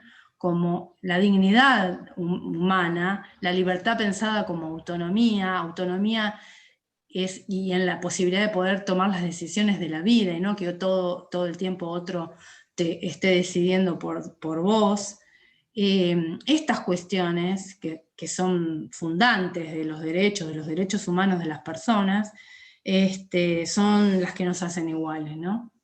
Que son negadas generalmente a las personas o fueron mucho tiempo negadas con las personas con discapacidad. Y bueno, el arte creo que es una expresión que puede ayudar mucho a dar cuenta de otras realidades y otras formas de ver la vida y de transitar la vida. No sé si respondía un poco tu pregunta, si iba por ahí, Elaya. Sí, era eso, porque bueno, queríamos, es un ámbito en el que también creo que nos movemos un poco, entonces, como bueno, buscarle una vuelta por ahí también me parece que es fundamental. Yo, perdón que estoy yendo y viniendo, estoy en el trabajo, pero No, te tranqui. entiendo. No, y además también pensaba en esto de, no es el arte por el arte en sí, ¿no? Sino es el arte como una estrategia de comunicación. Cuánto a veces se puede decir con alguna expresión artística, podríamos decir, y a veces ese mensaje llega mucho más que dicho de otra manera, ¿no? A veces una campaña publicitaria, como decía Alejandra Sofía hoy, esto de que vio un cartel de una casa de ropa de niñas y de niños, y que en el cartel estaban dos niños con discapacidad intelectual, ¿no? Entonces, cómo ese mensaje a veces llega más que un discurso de no, tenemos que tratar de ser tolerantes con la diferencia, no, ¿por qué caer? ¿No? Y a veces el arte tiene eso, la posibilidad de comunicar una realidad con esas características, y a veces el mensaje llega mucho más, ¿no? Entonces me parece que utilizar el canal comunicativo que tiene el arte es muy interesante. Sí, tal cual. Y aparte genera esto volvemos a lo mismo, de la visibilización. La película de León Gieco, que es viejísima, pero es muy linda, no sé si la han visto, Mundo Ana. Bueno, Mundo Ana, sí. que nos muestra ahí un montón de artistas, todos ellos exactamente, Mundo Ala, sí, con distintas discapacidades. Todos eran artistas, bailarines, una chica que pintaba cuadros, músicos. Eso es por un lado, o sea, ¿no? Volviendo a que, el arte todos podemos, ¿no? Aquel que le guste y tenga la condición puede hacer arte. Y además poder, a medida que nosotros también nos van llegando esas producciones en donde vemos también reflejadas personas con discapacidad o discapacidades en producciones artísticas, como decías, José, también es una forma de incluir, ¿no? De dar cuenta que en este mundo estamos todos, con cada uno como es. Sí, no, no quiero ser autorreferencial, pero bueno, pero con esto del arte, hace un tiempo, cuando yo era más chico, bailando folclore arriba de un escenario, posterior a nosotros, subió un grupo de personas con discapacidad motriz y demás, y todavía como que yo no sentía que ese era el lugar para que ellos también demuestren su arte, digamos, como lo estaba haciendo yo. Y después cuando empecé a hacer como a ramificar muchísimo más los conceptos que podemos llegar a entender de la vida, me di cuenta de que mientras más amplio es el conocimiento y más amplio es todo en el mundo, mejor vamos a tener esos espacios y vamos a poder entenderlo de esa manera, de que todos estamos haciendo arte y nos estamos expresando del mismo modo o de diferentes formas, no importa, pero todos nos tenemos que expresar de alguna manera. Por ahí alguno ve esta entrevista y se aburre y quiere entender otras cosas por ahí más, no sé, más dinámicas, y sentir que, bueno, que cada uno se expresa de la manera que puede y le sale para poder expresarnos. Sobre todo, creo también, agregando lo que estás planteando, Julián, con tu experiencia, en realidad todo creo que se trata de aceptar las particularidades del otro, de respetar a la otra persona tal y como es, y al mismo tiempo para poder no diferenciarse del otro, entenderlo desde ponerse en el lugar de. Entonces, uno al ponerse en el lugar del otro o pensar en esa situación, puede entender. Retomo también lo que decías, Alejandra, hace un rato respecto a las redes.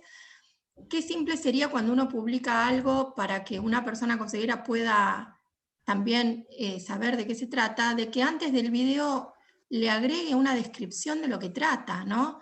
Y simplemente con eso ya estamos incluyendo. Entonces, o estamos haciendo que algo pueda ser para todos. En este caso, ese video, ese mensaje, ¿no? Creo que pasa por ahí, por aceptar las diferencias, que somos todos personas y que somos todos diferentes y que cada uno tiene sus particularidades. Algunos, esas particularidades tienen que ver con la discapacidad, pero en otros, esas particularidades tienen que ver con las propias características de cada ser humano. Creo que va por ahí.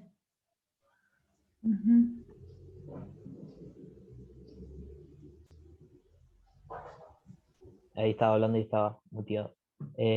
Queríamos preguntarte en relación al estigma, ¿cómo trabajan en el espacio para poder superar o, digamos, trabajar todas esas cosas que como que tenemos todos naturalizadas y estamos en un proceso de deconstrucción, y poder también desde nuestro espacio como comunicadores también poder llevarlo adelante? ¿Cómo lo trabajan ustedes? Es la pregunta. Bueno, se trabaja desde la acción siempre, ¿no? Digamos, siendo un activista todo el tiempo de las convicciones. Es difícil porque creo, como ya dije, que hay cosas que están muy arraigadas y que llevan un tiempo, ¿no? Para correrlas. Inclusive es difícil en espacios que se dedican, digamos, al tema, o que deben accionar para el colectivo de la discapacidad, ¿no? Nosotros hemos escuchado de autoridades de secretarías de discapacidad o de subsecretarías o de espacios de ese tipo, hemos escuchado expresiones como los pobrecitos discapacitados o los autistas. Bueno, todo eso que es siempre desde la palabra tan constitutiva.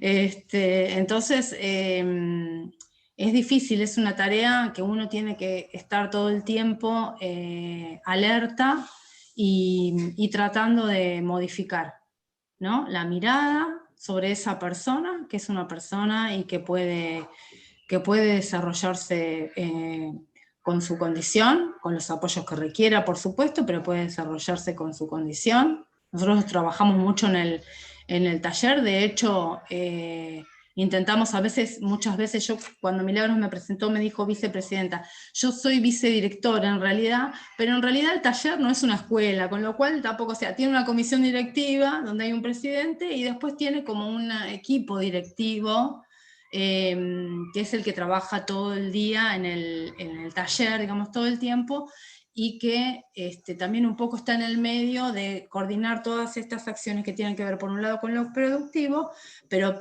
por otro lado, con estas cuestiones que aparecen propias del colectivo de discapacidad. A veces los trabajadores vienen, golpean la dirección y vienen, no, porque José me dijo tal cosa y tal. Entonces, la respuesta es, ¿pero esto es la dirección del colegio? ¿Nosotros te tendríamos que retar como si esto fuera el colegio? A ver, vos, ¿qué pensás de esta situación? ¿Qué pasó? ¿Te parece lógico que en el espacio donde venimos a trabajar estés discutiendo con un compañero o tengas un problema con una compañera. Es difícil para ellos también, porque también, bueno, ellos vienen como también de un trato todo el tiempo en esa línea, ¿no? Que también tienen que romper, ellos tienen que romper con ese trato y ubicarse en personas, porque son adultos aparte de nosotros, no es un colegio de niños, ahí tenemos personas de 40 y pico de años, entonces, bueno, también hay que hacer un trabajo hacia adentro con ellos, que todo el tiempo intentamos reforzar todo esto, ¿no? Que resuelvan sus conflictos, de qué manera podemos resolverlos, bueno, manifestar, porque también en cualquier ámbito laboral hay problemas. También instamos para que ellos hagan sus asambleas, ¿no? Y que puedan también elegir sus delegados dentro de cada taller, puedan manifestar qué cosas, con qué cosas están de acuerdo del funcionamiento del taller y con qué no, qué reclamos, qué demandas, ¿no? Eso también lo propiciamos porque también debe existir en el ámbito laboral donde ellos están. Y eso también un poco hacia afuera, ¿no? Un poco también hacia afuera. Nosotros necesitamos de esos apoyos, de esos ajustes, esas ayudas, pero no necesitamos que nos lleguen bolsas de ropa que da todo el mundo, que capaz que ni la lavó, o sea, para poner un poco en contexto qué sigue ocurriendo con la discapacidad, ¿no? Que bueno, dale esto porque, pobrecito, dale esto, ¿no? Entonces, un poco poder romper con eso de corrernos de ese lugar, ¿no?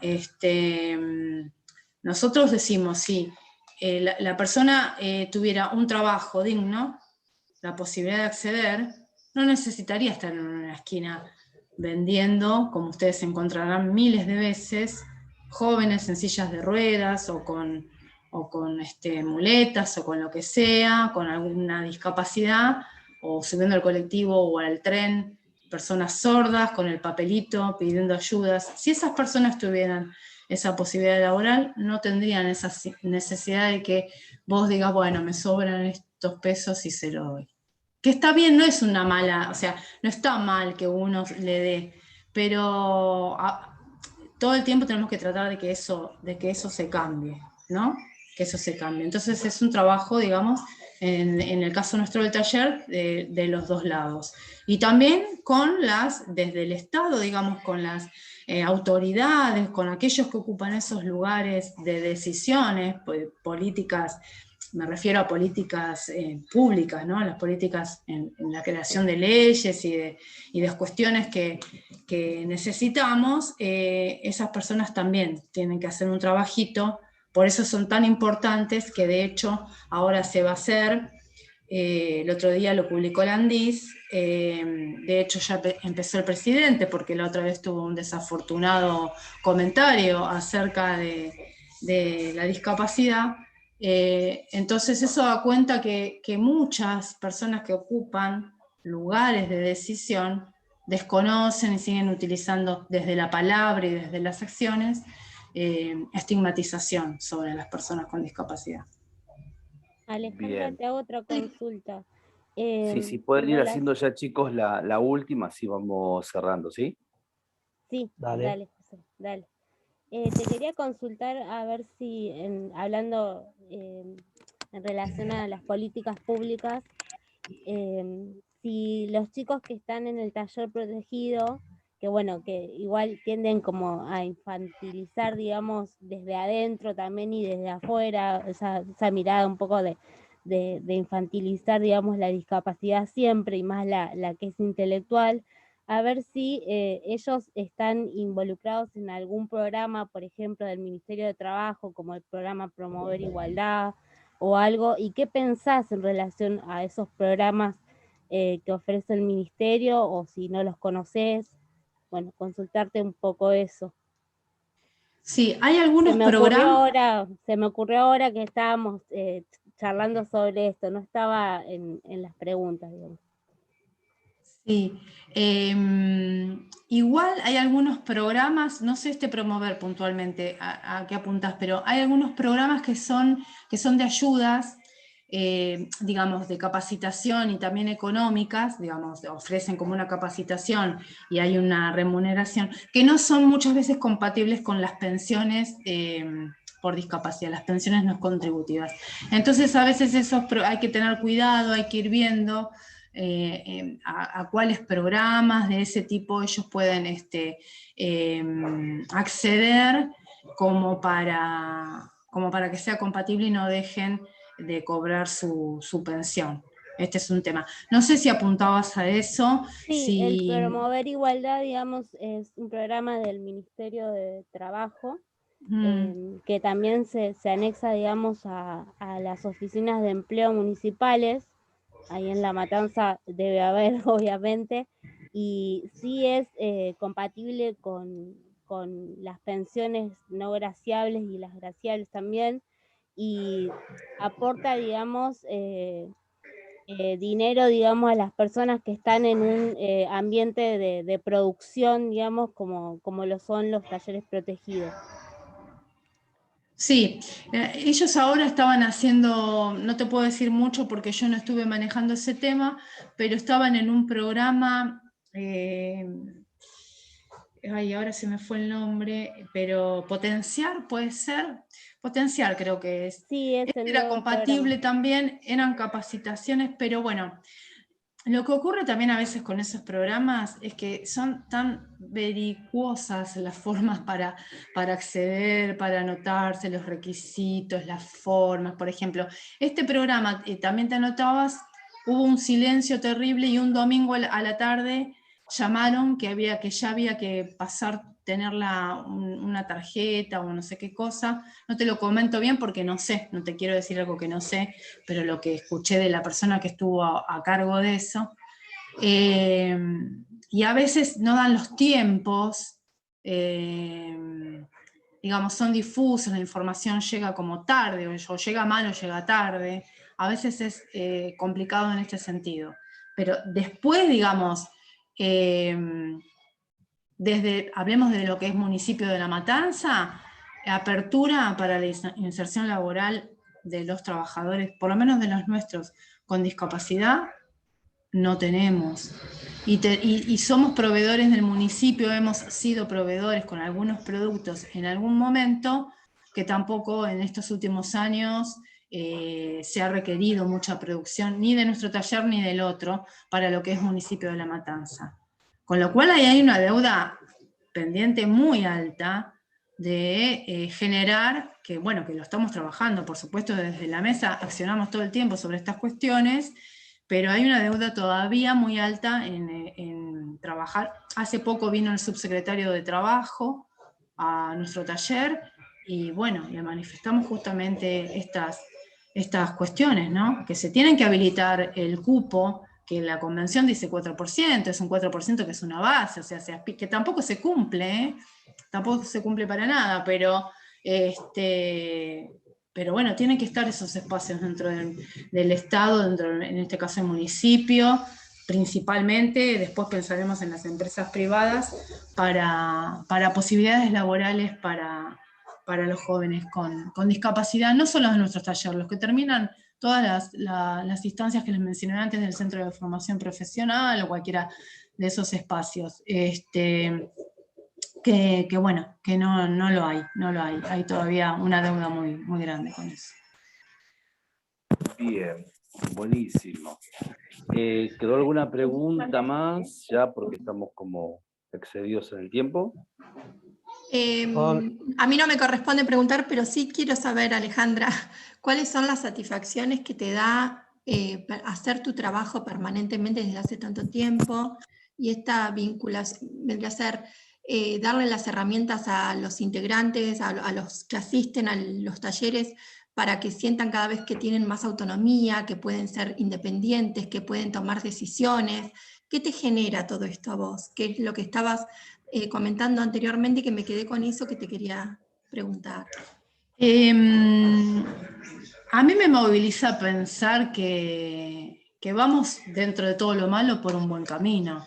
O sea, tengo esa mirada, tengo una mirada de esperanza, porque si no uno no haría todo lo que hace. Nosotros muchas de las cosas que hacemos las hacemos ad honorem. en tiempo, en energía, en todo.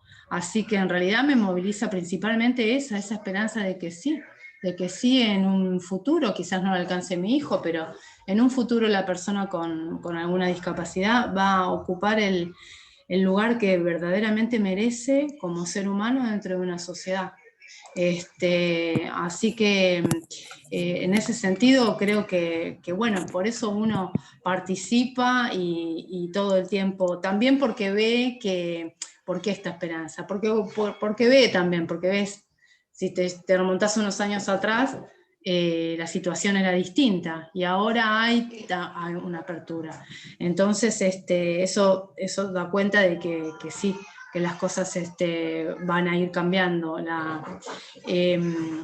Y nosotros, por ejemplo, con este armado de la FENATAP que les comenté antes, también se hizo dentro de esa misma federación una comisión puntualmente de trabajadores con discapacidad de los distintos talleres protegidos del país.